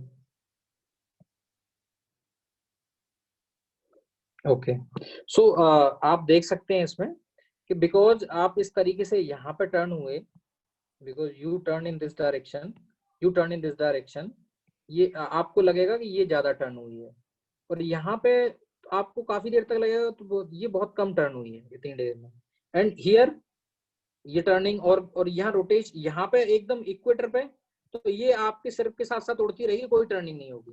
तो जैसे जैसे आप पोल की तरफ बढ़ते जाएंगे ये टर्निंग बढ़ती जाएगी, और everything will turn towards it's right. तो ये यही कोरियोलिस फोर्स है। तो हम ये कहते हैं कि आपकी जो डायरेक्शन थी उसके परपेंडिकुलर एक फोर्स लगा और वो इसको उधर ले गया, तो बोले कि इस चिड़िया पे एक फोर्स लग रहा था इधर की तरफ, वो इसको इधर की तरफ ले गया, अदरवाइज ये क्यों जाती। भाई आप बिना किसी फोर्स के किसी की डायरेक्शन चेंज नहीं हो सकती, तो हमने एक इमेजिनरी फोर्स इमेजिन किया to compensate for the effect that कि you are on this moving earth, क्योंकि आप तो अर्थ पे खड़े होंगे और आपको अर्थ कभी घूमती हुई दिखाई नहीं देगी, क्योंकि आप भी घूम रहे हैं, अर्थ भी घूम रही है साथ साथ। तो इसलिए जो ऊपर में सारी चीजें हैं उनको फिर कैसे एक्सप्लेन करें। अब इसमें केवल जो न्यूटन ने जो फॉर्मूला बताया था कि force equals to M A, या कोई भी चीज पे फोर्स लगेगा वो तभी मूव करेगी और तब तक उसकी डायरेक्शन चेंज नहीं होगी जब तक कोई नया फोर्स नहीं लगाएगा। वो उसके लिए था कि आप न तो वो ऑब्जेक्ट मूव कर रहा, वो दोनों ऑब्जेक्ट एक ही फ्रेम में थे, लेकिन यहाँ पे आप एक मूविंग अर्थ के ऊपर थे और आपका जो बर्ड था वो हवा में था, तो दोनों डिफरेंट फ्रेम में हो गए। अब इसी को अंग्रेजी में ज्यादा भाषा में डराने में बोलूंगा मैं, फ्रेम ऑफ रेफरेंस आपके अलग अलग हैं।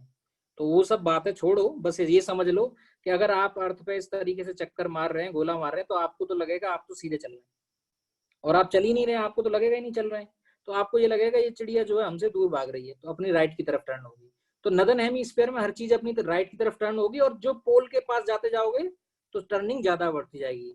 तो एक Coriolis force is responsible for this turning. ये अपरेंट फोर्स है, प्रतीत होता है कि कोई फोर्स लग रहा है, क्योंकि आप एक मूविंग गोले पे हैं। इसको कंपनसेट करने के लिए हमने एक फोर्स डिजाइन किया। कोरियोलिस एक आदमी का नाम है, फ्रेंच साइंटिस्ट था, उसके नाम पे इसको कोरियोलिस फोर्स नाम बोला जाता है। तो कोरियोलिस अगर कोई और होता, इंडियन नाम होता कोई, तो इंडियन नाम होता, मान लो सचिन होता तो सचिन फोर्स बोलते, तब ये कोरियोलिस भाई साहब ने दिया तो आप कोरियोलिस फोर्स बोलो उसे। और ये सीधी सी बात है, इक्वेटर पे क्या होगा, जीरो, इक्वेटर पे कोई टर्निंग नहीं होगी, आप स्मूथ चलते हैं। और पोल्स पे क्या होगा, मैक्सिमम। इसमें भी किसी को कोई डाउट नहीं होना चाहिए, देखो इसमें कोई डाउट नहीं होना चाहिए। और तीसरी बात क्या है कि ये कोरियोलिस फोर्स केवल डायरेक्शन को चेंज करता है और कुछ नहीं करता, इट ओनली अफेक्ट्स डायरेक्शन, ठीक है। और आपकी जो डायरेक्शन होगी उसके परपेंडिकुलर एक्ट करता है। तो यहाँ पे ये आपके साथ ही साथ चल रहा था, इस पे इधर की तरफ फोर्स लगने लगा तो आप बोले कि ये उधर की तरफ भाग गया। और नदन हेमिस्फीयर में चीजें कहाँ टर्न होंगी, टुवर्ड्स इस राइट। नदन हेमिस्फीयर में, सदर्न हेमिस्फीयर में यही कहानी देखूं मैं, if you were to see all these things in southern hemisphere. तो सदर्न हेमिस्फीयर में आप इस तरीके से मूव कर रहे थे, आपका गोला ऐसे ही घूम रहा है, ठीक है, आप ऐसे ही घूमे, ठीक है, आप ऐसे ही घूमे, तो अब आपको क्या लगेगा, ये चिड़िया आपके साथ ऐसे ही चल रही थी, ये ऐसे ही चलती गई, और ये तो गोले की कर्वेचर ऐसी है, तो आपको ये लगेगा कि भाई ये तो मेरे साथ ही चल रही थी, फिर ये धीरे धीरे धीरे धीरे ऐसे मुड़ती गई, ठीक है, ये ऐसे मुड़ती गई, ठीक है। So basically you will feel that, अच्छा एक मिनट, आपको सदर्न हेमिस्फीयर में चीजें अपने साउथ की तरफ, ये इस गोले से क्लियर नहीं होगा, but things will turn towards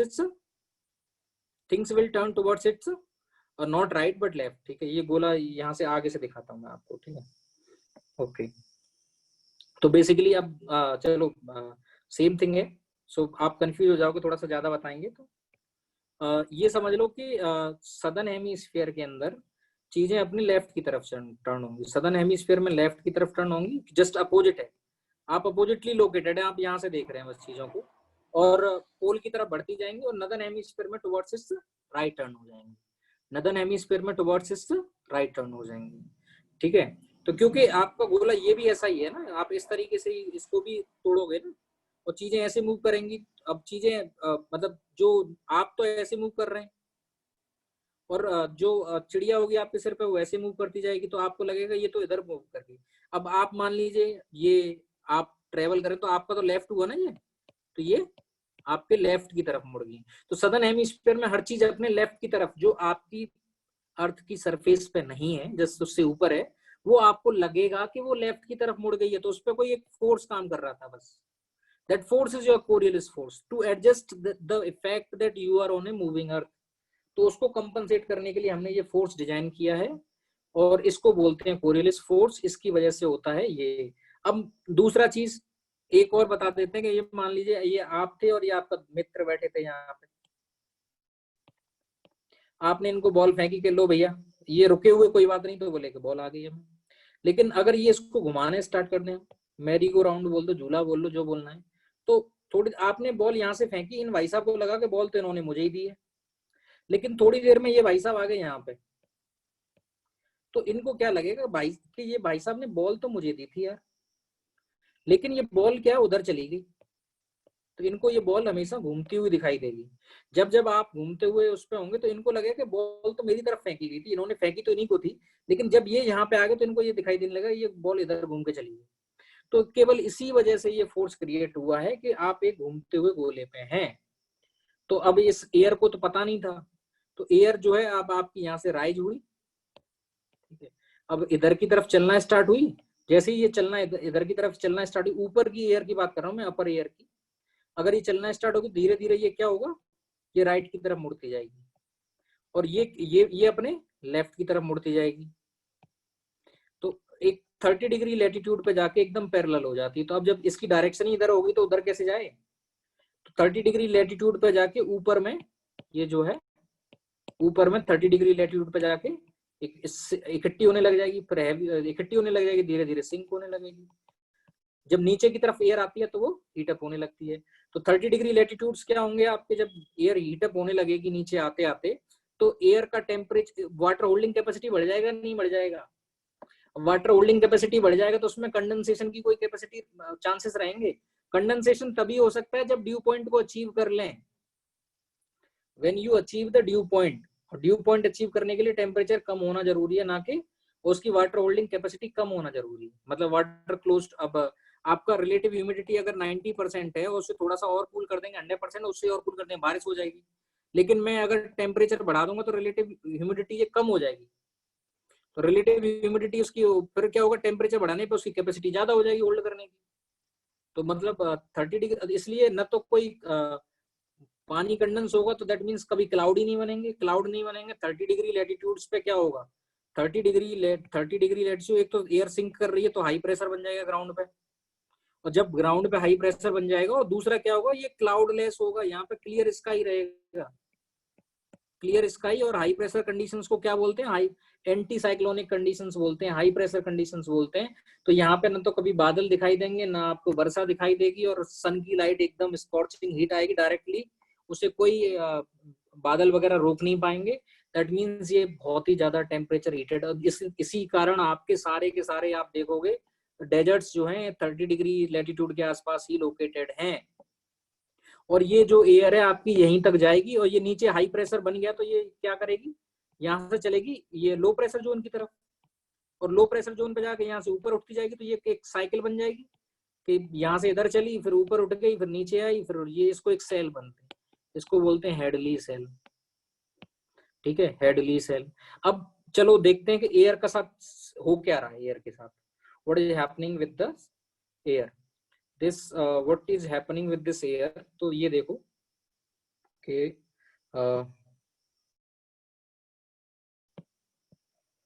this is ये आपका गोला है और ये घूम रहा है। तो सपोज करो यहां से एयर चली, ये हाई प्रेशर है और ये लो प्रेशर है, तो हाई प्रेशर से लो प्रेशर की तरफ चलेगी नहीं, it will start moving like this. अब क्या होगा, जैसे ये मूव करेगी तो इसे अपने राइट की तरफ, अपने राइट की तरफ मतलब आप चल के आओ यहाँ से, तो आपका राइट किधर पड़ेगा, इमेजिन कर लो आप इसके साथ चल के आ रहे हैं यहाँ से, तो आपका राइट इधर पड़ेगा।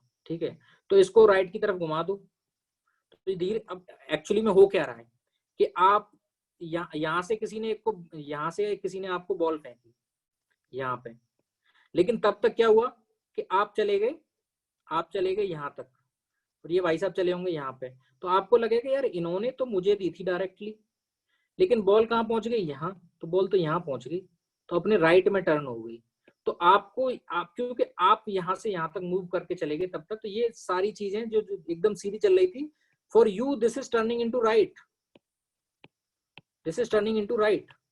तो ये तुम्हारी, अब ये हवा जिस डायरेक्शन से आती है, इसको ईस्ट बोलते हैं, इसको वेस्ट बोलते हैं, इसको नॉर्थ बोलते हैं, इसको साउथ।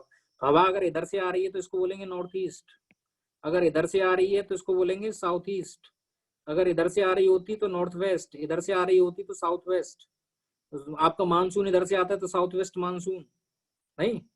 तो अब ये इधर से आ रही है, तो विंड ये जो आ रही है इधर में नॉर्थ है, इधर में ईस्ट है, तो इसको क्या बोलेंगे, नॉर्थ ईस्ट डायरेक्शन से आ रही है। तो विंड इधर से आती है, उधर से नाम रख देते हैं। और इधर से क्या होगा, 30 डिग्री से इधर भी चली थी ये अपने लेफ्ट की तरफ घूम जाएगी, एज यूजुअल अपने लेफ्ट की तरफ घूम जाएगी। तो इसमें क्या होगा, अपने लेफ्ट की तरफ घुमा दो, तो इसको ऐसे घुमा दो, तो ये कहाँ से आ रही है, साउथ ईस्ट से, ये ईस्ट है और ये साउथ है इधर, ये साउथ ईस्ट से आती, तो ये साउथ ईस्ट से आती हुई दिखाई देगी आपको। तो आपकी विंड इस तरीके से आती हुई दिखाई देगी। तो आपको दो चीजें समझ में आ गई, एक तो यहाँ हाई प्रेशर हो गया और एक यहाँ पे, और ये विंड की डायरेक्शन भी बदल गई। और ये वाला पूरा का पूरा रीजन जो था स्टार्टिंग में, ये लो प्रेशर वाला रीजन है, क्योंकि यहाँ बहुत ज्यादा ओवर हीटिंग हो गई और यहाँ प्रेशर का वेरिएशन कम है। तो 10 डिग्री नॉर्थ से लेकर 10 डिग्री साउथ के बीच में तो बहुत ही लो प्रेशर है और प्रेशर ग्रेडियंट बहुत कम है। जब प्रेशर ग्रेडियंट ही नहीं होगा तो विंड नहीं क्रिएट होगी। तो दूसरी बात ये थी कि विंड कैसे क्रिएट होती है। विंड जो होती है वो केवल और केवल horizontally move, horizontal movement of जो एयर होता है, हॉरिजॉन्टल मूवमेंट ऑफ एयर, उसको बोलते हैं विंड। तो अगर यहाँ हाई प्रेशर है, यहाँ लो प्रेशर है, तो ये हॉरिजॉन्टली वर्टिकली कभी नहीं मूव करेगी until and unless you force it. ये vertically against the gravity move करना पड़ेगा, जो नहीं होता है। तो विंड वर्टिकली केवल और केवल स्पेशल सर्कमस्टांसेस में, जब उसे फोर्स करोगे हीट करके, या उसके रास्ते में कोई अवरोध डाल दिया आपने, ओरोग्राफिक फीचर आ गए तब, या दो विंड आपस में मिल गई तो उसे फ्रंट बन गया और एक को ऊपर मूव कर जाना है, तब फोर्स करोगे तभी ऊपर जाएगी, नहीं तो विंड कभी ऊपर नहीं जाएगी। तो विंड बेसिकली जिसे हम बोलते हैं विंड, वो है आपका हॉरिजॉन्टल मूवमेंट ऑफ एयर। तो एयर आपकी, सॉरी, एयर जो है, एयर आपकी कभी ऊपर नहीं जाएगी। एयर को अगर आप, जब आप फोर्स करोगे तभी आपकी एयर जो है ऊपर जाएगी, otherwise air will not move. तो विंड जो मूव करती है, तो wind move because of the pressure gradient. तो pressure is the only force which creates the wind. Pressure is the only force which creates the wind. Pressure gradient force उसे बोलते हैं कि चेंज ऑफ प्रेशर। अब suppose करो कि यहाँ मैं 10 पास्कल का प्रेशर लगा देती हूँ, 10 बार का, मतलब अभी एटमॉस्फेरिक प्रेशर कितना होता है, एटमॉस्फेरिक प्रेशर को 1 ATM भी बोलते हैं या 1013 मिली बार भी बोल सकते हैं। मिली बार, तो बार जो है एक यूनिट है उसका प्रेशर का, तो उसे हम 1 बार भी बोल सकते हैं, लगभग 1 बार होता है एटमॉस्फेरिक प्रेशर। तो अगर प्रेशर जो है, तो प्रेशर अगर यहाँ पे 10 बार है और विद इन 1 किलोमीटर जो है प्रेशर है 1 बार, और उसके 1 किलोमीटर डिस्टेंस पे प्रेशर है 0.1 बार, ठीक है। और ऐसा है कि यहाँ पे 10 बार है और 1 किलोमीटर पे यहाँ पे 9 बार है। तो अब ये बताओ कि हवा की स्पीड तेज कहाँ होगी, यहाँ पे कि यहाँ पे? यहाँ पे 1 किलोमीटर में ड्रॉप हो रहा है 10 का, तो यहाँ बहुत तेज हवा चलेगी। तो यहाँ पे बहुत ही कम है, यहाँ पे जितना प्रेशर है उतना ही यहाँ बहुत ही धीरे धीरे जाएगी। तो इसे बोलते हैं ग्रेडियंट। ग्रेडियंट का मतलब चेंज किस रेट से हो रहा है। तो प्रेशर चेंज जो है अगर डिस्टेंस के साथ बहुत फास्ट हो रहा है, तो प्रेशर, एक कांस्टेंट प्रेशर लाइन को क्या बोलते हैं, आइसो बार। बार तो प्रेशर का हो गया, आइसो मीन सेम। जैसे कांस्टेंट टेम्परेचर वाली लाइंस को क्या बोलोगे, isotherm. Iso means same, therm means temperature, तापमान। तो आइसोथर्म, आइसोबार। तो अगर आइसोबार्स क्लोजली पैक्ड हैं, आइसोबार्स को हम प्लॉट करते हैं कि ये आइसोबार होगी, ये दूसरी आइसोबार होगी, तीसरी आइसोबार होगी, ये चौथी, ये पांचवी, और इनको एक फिक्स डिस्टेंस पे बनाया है, ठीक है। तो मान लीजिए डिस्टेंस बीच में 1 किलोमीटर 1 किलोमीटर 1 किलोमीटर है, ठीक है। अगर ये 10 से 9 गिरा है यहाँ पे, तो यहाँ स्लो विंड होगी। अगर 10 से 5 आ गए यहाँ पे अचानक, तो फास्ट विंड होगी यहाँ पे। अगर 5 से केवल 4.5 आया है, तो बहुत ही कम विंड होगी। अगर ये भी 4.5 1 किलोमीटर में, जीरो होगी विंड की स्पीड। विंड फ्लो ही क्यों करेगी जब कोई रीजन नहीं है भाई, यहाँ पे भी इतना ही प्रेशर, यहाँ पे भी, तो नो सेम प्रेशर के अगेंस्ट तो मूव नहीं कर सकती। तो केवल और केवल प्रेशर ड्रॉप होगा तभी करेगी, और प्रेशर ड्रॉप ज्यादा होगा तो हम ये बोलते हैं कि भाई अब आपके आइसोबार्स क्लोजली स्पेस्ड हैं, मतलब। तो इसका मतलब है कि अब हमने क्या बना रखा है कि 1 किलोमीटर पे ही रखेंगे, मतलब जो है आपके प्रेशर का ये गैप बताते हैं कि भाई प्रेशर कितनी जल्दी चेंज हो रहा है, या ऐसे हो रहा है कि प्रेशर इतनी देर में चेंज हो रहा है।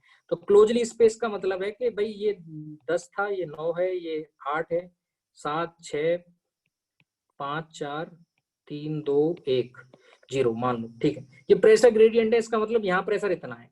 अब ये भी प्रेशर ग्रेडियंट है, इसका मतलब 10 से 9 पहुंचने में बहुत दूरी है, फिर उसके बाद 8 में, तो यहाँ से इतनी दूरी में इनफैक्ट यहाँ पे 4 आ जाएगा। तो यहाँ 10 से 4 आ जाएगा इतनी दूरी में, यहाँ केवल 1 ही ड्रॉप हुआ, तो यहाँ बहुत ज्यादा स्पीड होगी, क्योंकि यहाँ प्रेशर, ये कहेंगे आइसोबॉर्स बहुत पास पास है, दैट मीन्स प्रेशर ड्रॉप बहुत जल्दी हो रहा है, दैट मीन्स प्रेशर ग्रेडियंट बहुत ज्यादा है। तो यानी प्रेशर स्पीड बहुत तेज होगी और यहाँ पे स्पीड बहुत कम होगी। तो अब आपका जो इक्वेटोरियल रीजन है 10 डिग्री नॉर्थ से लेकर 10 डिग्री साउथ के बीच में, यहाँ लो प्रेशर है। तो यहाँ अगर 1000 मतलब एटमॉस्फेरिक प्रेशर जितना है तो उसका बहुत ही कम है, यहाँ पे ड्रॉप कम है। तो ये भी लो है, ये भी लो है, ये भी लो है, तो यहाँ पे इनफैक्ट स्टेग्नेशन है, स्टेग्नेशन है, उदासी है, डिप्रेशन है, कुछ नहीं चल रहा। इसको बोलते हैं डोलड्रम। डोलड्रम का मतलब शांति है, कुछ नहीं है यहाँ पे, ठीक है, डामाडोल है सब। तो यहाँ हवाई नहीं चलती। तो ये वाला जो रीजन है वो डोलड्रम कहा जाता है, इक्वेटर के अराउंड वाला रीजन, जहाँ पे प्रेशर वेरिएशन ही नहीं है, सारा का सारा ही लो प्रेशर है, ठीक है। और प्रेशर, तो ये डोलड्रम उस तरीके से बीच में आ गया था नाम, तो I thought of telling you. तो इस तरीके से आप देखोगे कि ये जो है I think I have to leave, तो मेरा ऑफिशियल एंगेजमेंट है, तो बट ऑफिशियल थोड़ा सा काम है। तो ये समझ लो कि ये बस आपका ये अब जस्ट 2 मिनट में फिनिश कर देते हैं इसको, ठीक है। 2 मिनट में और देख लो कि ये हाई प्रेशर है, ये हाई प्रेशर है, ये लो प्रेशर था आपका, ठीक है। अब हाई प्रेशर जब ग्राउंड पे है तो यहाँ से क्या डाइवर्जेंस स्टार्ट होगा, जब इधर की तरफ चलेगा तो इसको भी अपने राइट में मूव करा दो, इसको राइट में मूव करा दोगे तो क्या होगा, ये it will turn into this direction. तो ये कौन सी डायरेक्शन होगी, वेस्टर्ली, तो इनको बोल देते हैं वेस्टर्लीज। अब पोल पे तो हाई प्रेशर था ही ना जी, तो ये तो इधर चलेंगे और लो प्रेशर की तरफ चलेंगे, लेकिन रास्ते में आते आते ये भी मुड़ जाएंगे, तो इनको पोलर ईस्टर्ली बोलेंगे। तो ये क्योंकि हाई प्रेशर था, हाई प्रेशर पे डाइवर्जेंस होती है जैसे ग्राउंड पे, क्योंकि हाई प्रेशर की वजह से डाइवर्जेंस होगी तो ये इधर चलने स्टार्ट हुई। तो इस वजह से क्या होगा, ये इधर चली, ये इधर, तो यहाँ पे भी आपका एक तरीके से ये दोनों मीट करेंगे और ये दोनों एयर ऊपर उठ जाएंगे, तो ये भी लो प्रेशर बन जाएगा। बिकॉज ये दो हाई प्रेशर के बीच में लाई करता है, इसलिए this is a low pressure relatively, and this is high pressure. तो हाई प्रेशर एक्चुअली आपका 90 डिग्री पोल्स पे 30 डिग्री पे है, 30 डिग्री एंड 90 डिग्री पे आपका 30 डिग्री 90 डिग्री पे हाई प्रेशर है, एंड 60 डिग्री पे यू हैव 60 डिग्री पे यू हैव 60 डिग्री पे you have low pressure relatively. इस वजह से आपके क्या विंड विंड आपके प्रेशर बेल्ट बन जाते हैं ये। और ये वाला रीजन लो प्रेशर का, ये डोलड्रम है, यहाँ पे बहुत ज्यादा लो प्रेशर है और रिलेटिव वेरिएशन भी कम है। ये हाई प्रेशर हो गया, फिर ये लो प्रेशर हो गया, ये हाई प्रेशर हो गया। तो इसको यहाँ पे जो है, इसको जब इसको क्या बोलेंगे, ये ट्रॉपिकल ट्रॉपिकल लो था, ये सब ट्रॉपिकल था लेकिन हाई हो गए यहाँ, तो सब tropical high, and this is polar high. ये हाई प्रेशर पोलर पे था, ये सब ट्रॉपिकल रीजन पे भी सिंकिंग ऑफ एयर की वजह से हाई बन गया, तो सब ट्रॉपिकल हाई बोला जाएगा, सब ट्रॉपिकल हाई बोला जाएगा, ठीक है। तो ये चीजें सबको समझ में आती हैं। आई होप के there is no problem in this. I will continue the things tomorrow that. ये प्रेशर बेल्ट अब आपको समझ नहीं दिक्कत नहीं करनी चाहिए। और ये जो आपकी ईस्टर्ली विंड और ये ईस्टर्ली विंड यहाँ पे आके डोलड्रम में तो मूव नहीं करना चाहेंगी, तो इनकी ये कन्वर्जेंस होती है यहाँ पे, और ये जो है यहीं से ऊपर उठती जाती है। तो ये ट्रॉपिकल रीजन है, तो ट्रॉपिकल रीजन के बीच में कन्वर्जेंस हो तो इंटर ट्रॉपिकल कन्वर्जेंस जोन इसी को बोल देते हैं, जो डोलड्रम वाला रीजन है। तो इंटर ट्रॉपिकल कन्वर्जेंस जोन या ITCZ, इंटर मींस बीच में, ट्रॉपिकल एरिया में लाई करता है, यहाँ कन्वर्जेंस हो रही है, ईस्ट इधर से आ रही है, यहाँ से आ रही थी, और कहीं पे कहीं मिल रही है क्या, नहीं मिल रही, तो इसी को इंटर ट्रॉपिकल कन्वर्जेंस जोन मिलते हैं। ये जो वेस्टर्ली जाती हैं और ये उधर से पोलर ईस्टर्ली आ रही है, ये एक्चुअली में कन्वर्ज नहीं करती क्योंकि ये बहुत ठंडी है, ये बहुत गर्म है, तो इसको कन्वर्जेंस जोन नहीं बोल सकते, लेकिन ये दोनों ही गर्म है यहाँ पे, तो कन्वर्जेंस होती है यहाँ पे, तो इसलिए ट्रॉपिकल कन्वर्जेंस है, ये यहाँ से ऊपर राइज करेंगे। तो ये सब ट्रॉपिकल हाई, ये ट्रॉपिकल लो, ये डोलड्रम वाला region inter tropical convergence zone है, और ये आपकी डिफरेंशियल हीटिंग की वजह से हुआ है। और ये जो है पोलर हाई हो गया आपका, और बीच में सब पोलर लो हो गया। सब मीन्स जस्ट मतलब ट्रॉपिकल के नीचे, ठीक है, सब ट्रॉपिकल हो गया। सब पोलर मीन्स पोलर के नीचे, सब पोलर हो गया। तो 60 डिग्री 30 डिग्री 30 डिग्री 60 डिग्री 0 90 90, ये चीजें तो समझ में आ गई होंगी। आई डोंट थिंक कि मतलब आपको दिक्कत होगी इसमें, ठीक है।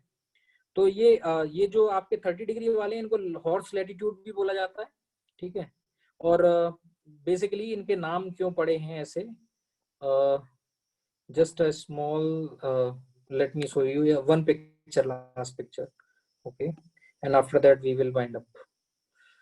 I'm getting calls, so ये देखो,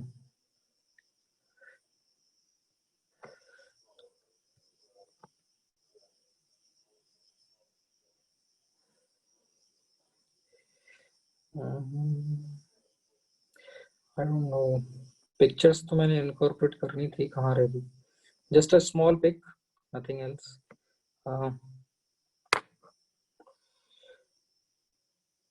आई होप थिंग्स बहुत आसान है, ये पता नहीं क्यों समझ में नहीं आती, लेकिन डिपेंड करता है, लेकिन things are extremely easy, extremely extremely easy, and आपको अब आज तो समझ में आ ही गई होंगी। और चलिए नेक्स्ट क्लास में I will share that pics to just to tell you के इसको ट्रेड विंड क्यों बोलते हैं, इनको ये परमानेंट विंड सिस्टम है, प्लेनेटरी विंड सिस्टम इसी को बोलते हैं, we call them trade wind also. ये देखो, ठीक है, तो ये ट्रेड विंड्स थी। तो अब पहले क्या, तो ट्रेड करने के लिए लोग अपनी बोट लेके जाते थे, तो ये चीजें लेके जाते थे, ठीक है। अब बोट लेके जाते थे तो हवाओं से आसानी से ट्रेवल कर सकते थे, लेकिन डोल्ड्रम में फंस गए, वहां पे प्रेशर ही नहीं है।